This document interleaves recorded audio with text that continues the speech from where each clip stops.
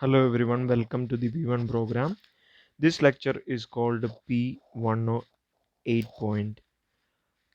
Okay, this is the second part of the lecture where we are looking at the applications of Newtonian mechanics and Newton's laws, right?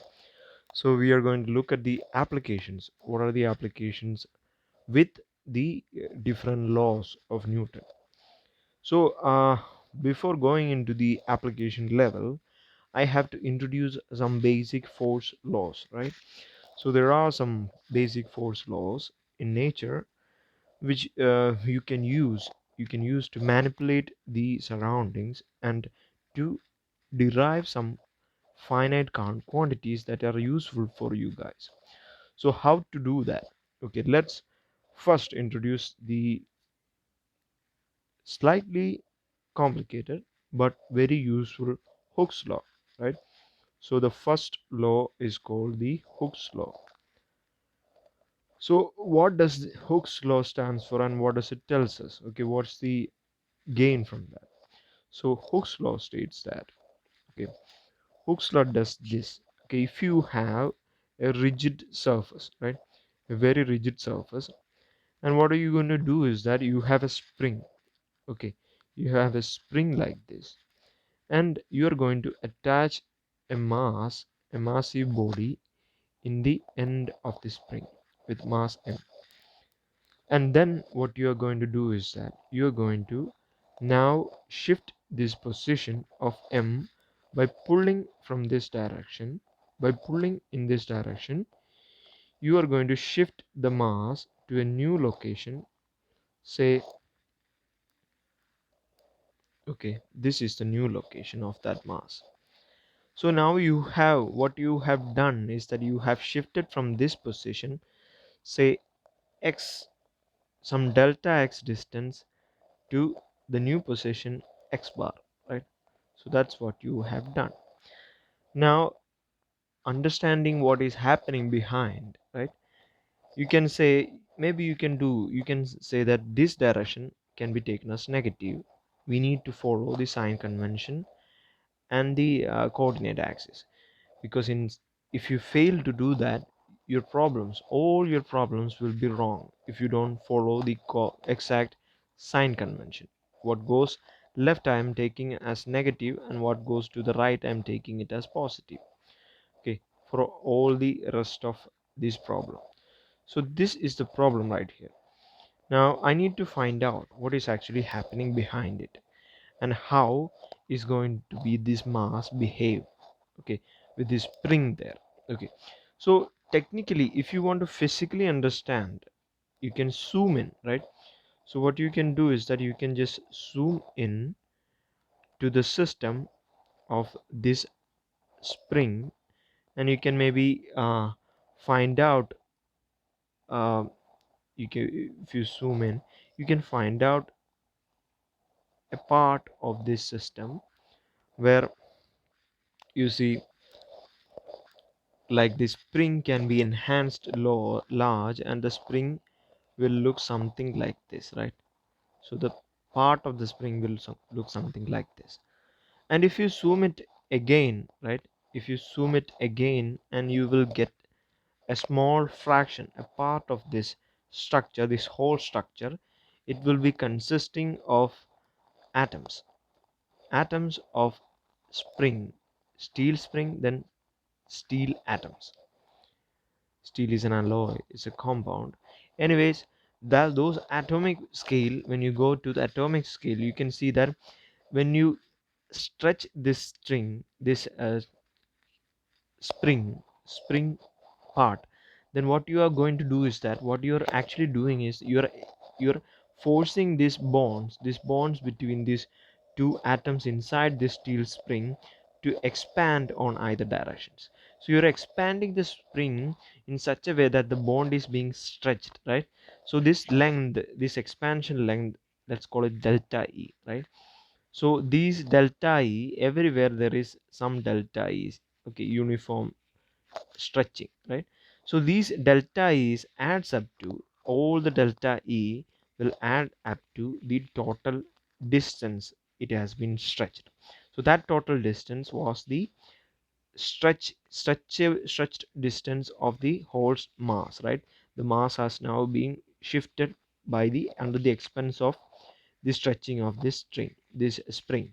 So this delta x is the total distance covered. So all these tiny fractions of extensions or expansions of these material is adds up to the delta x, or you can simply say integral from x1 to x2 or x to x bar dE will be gives you the total distance delta x.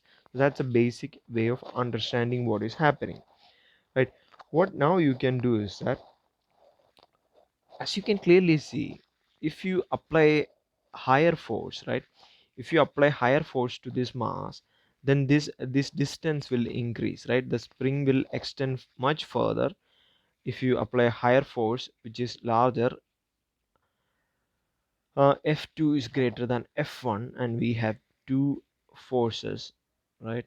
And if you apply F2, then the distance stretched by the same mass, okay, the distance stretched by the same mass will be higher. So delta, say x2, will be higher than delta of x1. That's the shift of f2 when apply f2, and shift when you apply delta, shift when you apply f1. So that kind of shifts will be higher if higher the force. So that's a direct consequence. So you can maybe write down a direct proportionality, and you can say f is proportional to delta x, right? So f is directly proportional to delta x. So you can, other ways you can say that f must be equal to some constant times delta x, right? So f must be some equal to some constants times delta x. This constant k is called the coefficient of force constant. Okay, this k is called force constant. So that's k. Okay, now that's called force constant. And now one key important thing that you need to look out for is that these when you apply the force in one direction, right? When you apply this force in one direction, the force of the spring will pull you back, right? So the mass is being pulled back by this spring force, right? If you pull in this direction, the mass will pull you back, the spring will pull the mass back in this direction. So whatever the force you're applying, the force constant, or the force by the reaction force, action reaction force, according to Newton's third law, the reaction force would be in the opposite direction. So you can say F must be equal to direction also taken into account minus sine k times delta x, right? This is a very basic thing. Now there is something called the equivalence principle.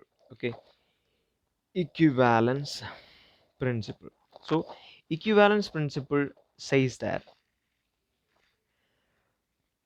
uh, what does it stands for? It stands for the equivalence of force. Okay, that's as simple as that. So if you find out that force must be equal to some minus k times delta x or x, right? Then that force must be in magnitude equal to the m times a, which is a Newton's second law, right? X is a direction, force is a vector.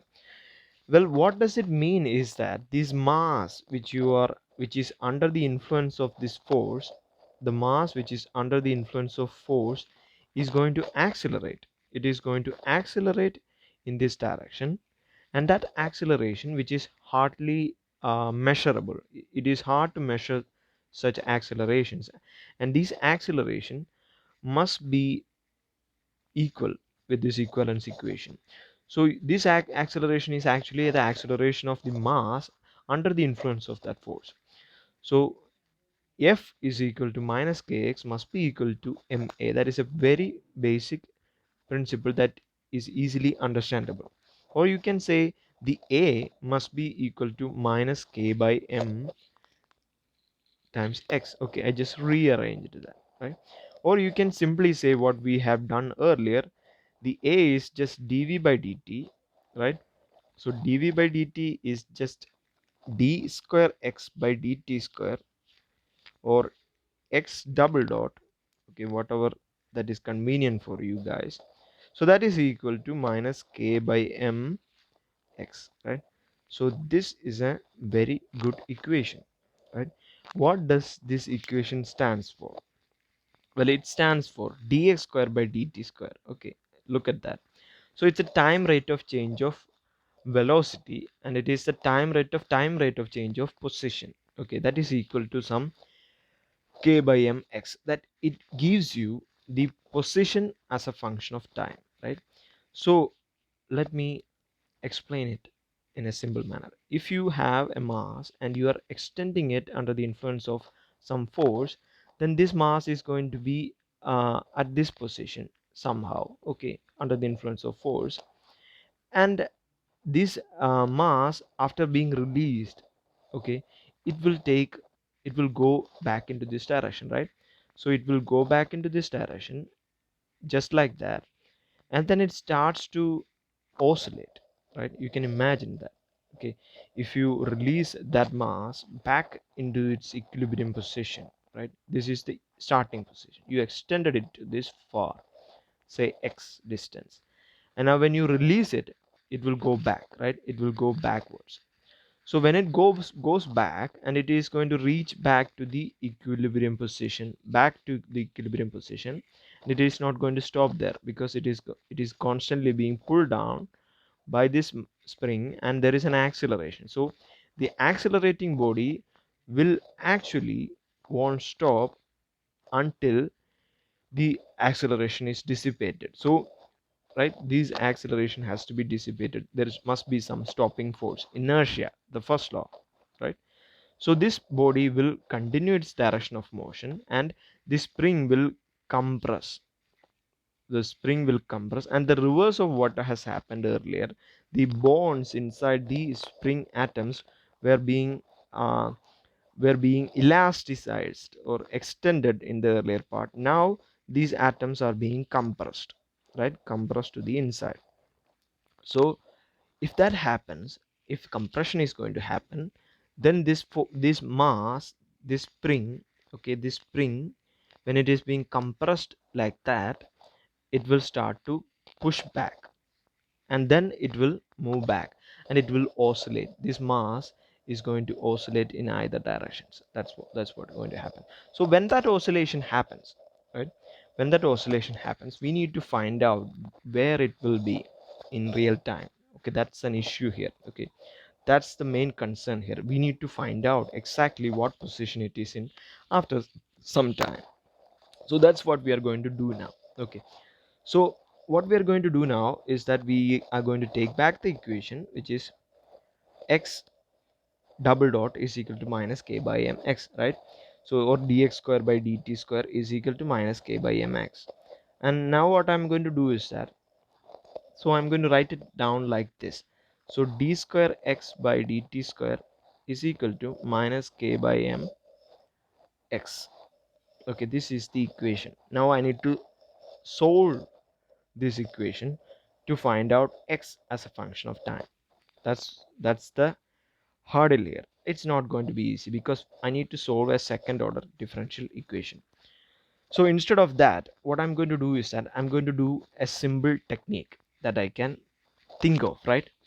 What I can do is that you can see that the differential of x with respect to time, the second derivative of that is equal to some constant. This is a constant k by m times x. So some function, when you take the second derivative, right, is equal to some constant times the minus sign, of course, times f of x, the same function. So that's the how the function looks like. Now I'm going to do is that I'm going to look for the functions, which functions, when you take the derivative uh, and the second derivative, you get the same function plus some constant. What kind of functions look like that? So there are some functions like that. The first function is some of the trigonometric functions like sine of x, or cos of x, or even exponential function e raised to x, they all behave just like that. So exponential function e raised to x doesn't give you a negative sign. Okay, but sin x and cos x gives you. Okay, so what I'm going to do is that I'm going to install a trial function. A trial function means something I'm going to check out. Okay, so I'm going to put down f of x must be equal to, and my assumption here, some a cos x plus b sin x. So that's my assumption here. Okay, so if I do that, then when I take the derivative f dash of x, I'll get minus a sin x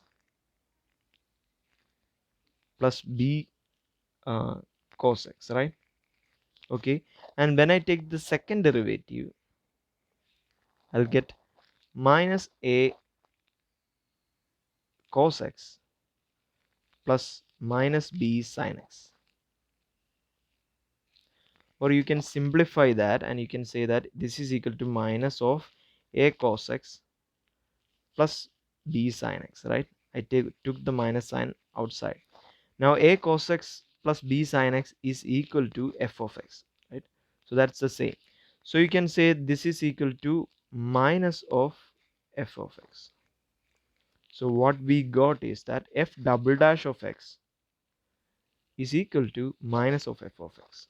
Second derivative is equal to the the function itself with a minus sign. So that's our function. This is a very good guess, right? So we guessed it. Now what we need is, we don't just need that, we need x as a function of time, and x double dash of x of t must be equal to minus sign by root k by m times x, right?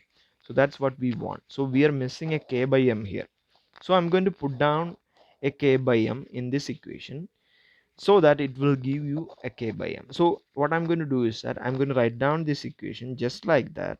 So I'm going to write down this equation f of x must be equal to some a, right?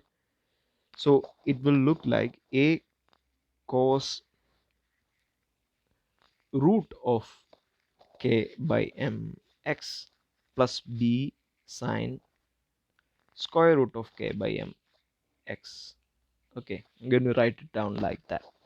So what does it do is that when you take the first derivative f of f dash of x, you get what, root k by m will come outside, and you get what, minus a sine root k by m x plus b cos root k by m x, right?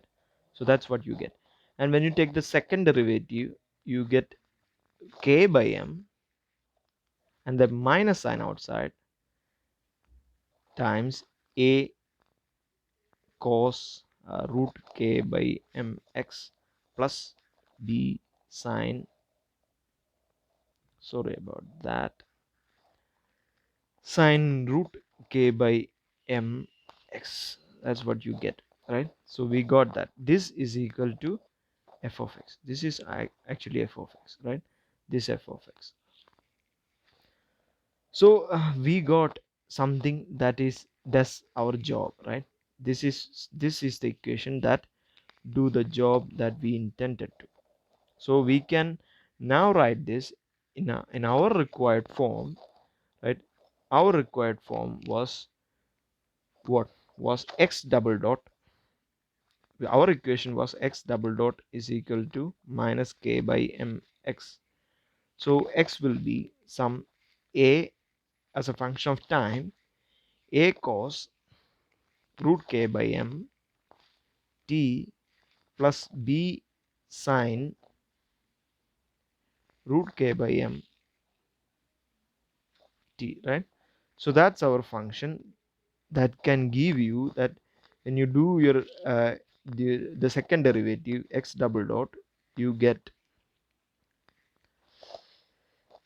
x double dot, you get minus k by m times a cos k root k by this value. So that is f of x or x. right? So this is a solution here. Okay, this is a solution. So what does this equation gives us? Okay, what is the advantage of having this equation? So this equation gives us the real-time position of this mass. Okay, this mass which is oscillating around, right? This mass which is oscillating in either direction, which position it is in at time, at different times, at time t1, at time t2. Okay, where this position is. Okay, we can define that using this equation. That's the actual use of this equation. So this is a bit complicated. Let's understand our situation, and we can let's simplify the solution, right? So what I'm going to do is that when we are having a spring and we are attaching it to it at time is equal to 0, we are going to extend this spring to a new position, right? So to a new position, we are going to extend it using some force, and this position is our x max, which is the maximum distance we have extended this spring, right? So this is called the x max. So the x max distance has been given. So when we start from t is equal to 0, we are at x max. We extended the spring, we pulled it max to the maximum and then released it. Okay, so at t is equal to 0, we are at x max. So let's put that in this equation, right? In this equation, so at t is equal to 0, x is at x max. So x max must be equal to some a cos 0, cos t is equal to 0 plus b sine 0, right? So x max must be equal to some a, right? So a here is called the amplitude. So a is called the amplitude. So if you got that, then our generic equation will look like x will be some x max or amplitude. You can write it both ways. So some x max times cos, right, square root of k by m times t, right? So you can write it down like that. So this is called the equation of motion, right? This is the equation of motion for this massive body that is moving under the influence of spring force, right? This root k by m has a name. Okay, if you look at this, whatever that is inside the cos component or sine component must be dimensionless, right? So there mustn't be any dimension for this thing. So k by m must be equal to must have the dimensions of t, right? Must have the dimensions of t, right? So or of 1 by t, right? So it has to cancel, right? So if k by m has to cancel the dimensions of t, it k root k by m must have the dimensions of 1 by t. So this root k by m is called omega, right? Omega must have the dimensions of 1 by t, and this omega is called the angular velocity, angular frequency, right? Angular frequency. So omega is called angular frequency.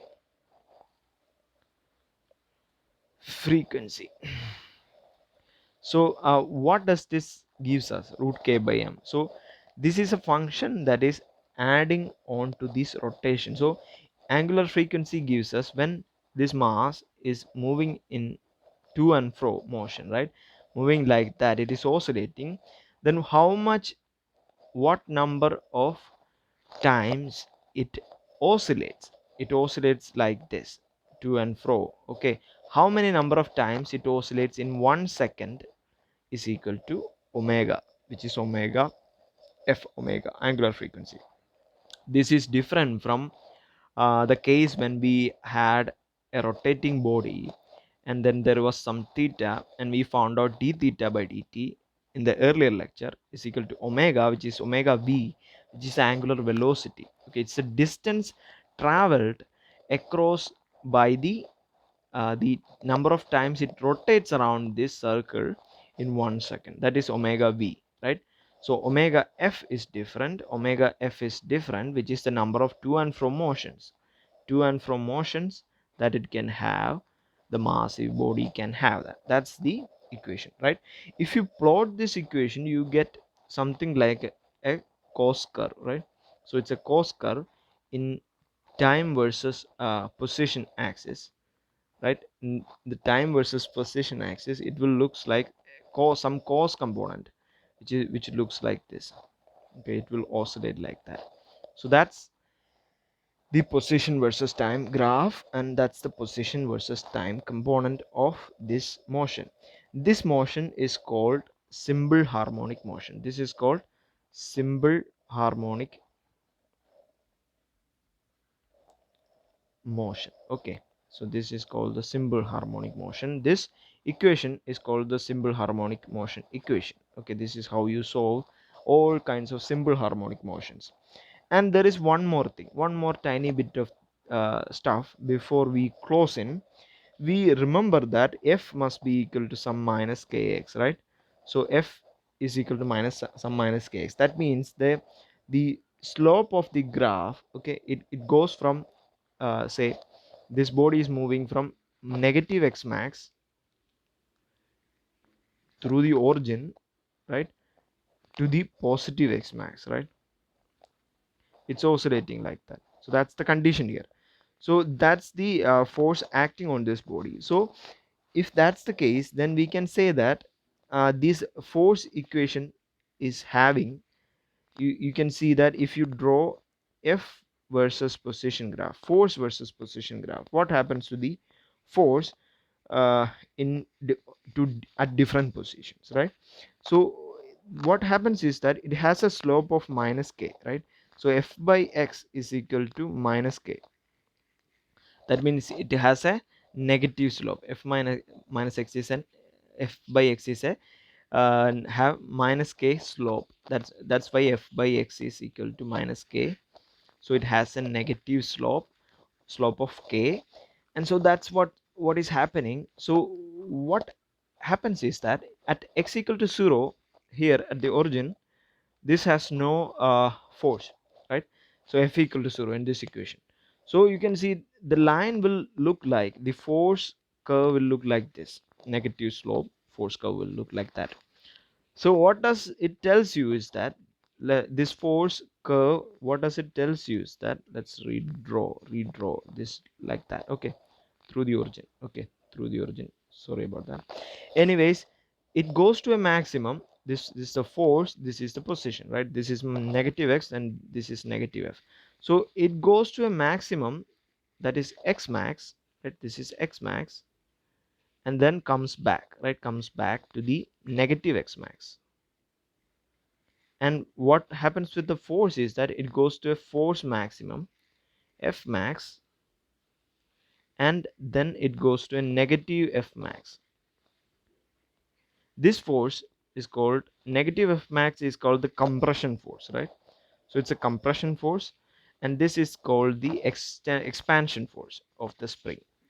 So restoring forces are like that. So this is all the things that you need for understanding Hooke's law and simple harmonic motion, and the force acting and real-time position of a moving body under the influence of spring forces. Okay, so I'm going to close in this part right here, and I hope you guys understood very much about this, and let's see you next time. Okay, thank you.